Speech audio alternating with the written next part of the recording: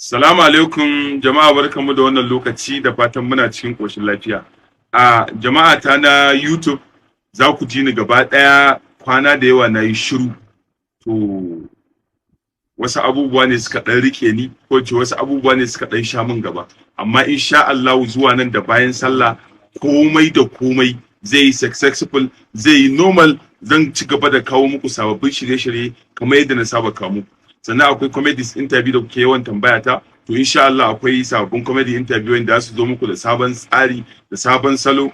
Ni dai ku dai kawai ku kasance da ni, kawai ku kasance da ni a kowane lokaci. Insha Allah za ku ga sababbin shirye-shirye kala-kala. Sannan a ƙarshe akwai wata channel wadda nake so na tallata muku. Ita channel din nan da na shige ta burge ni, wadda take kawo comedy zafafa, comedy mai haɗe da yazance wazobiya.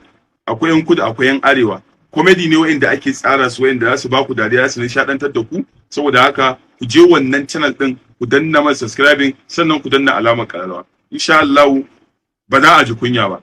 Yana ɗora comedy ne zafafa, irin mazaunin Lagos ne Bahaushen mu. To yana ɗora yana comedy Hausawa kabila waye yana tsara comedy sa. Da na bincika na gano wannan channel din, naga za ta amfane mu gaba ɗaya, ce bari in kawo muku. Sunan channel din Ada Konto Comedy, Ada Konto Comedy. Saboda haka masoya ku shiga ku danna masa subscribing, sannan ku danna masa alamar ƙararrawa, wanda insha Allah yana ɗora sabon bidiyo za ku same shi. Zan ajiye muku channel din a description din wannan bidiyon, sannan zan ajiye muku a wajen comment. Kuna shiga ku danna subscribing, sannan ku danna ƙararrawa. Sunan wannan channel din Ada Konto Comedy.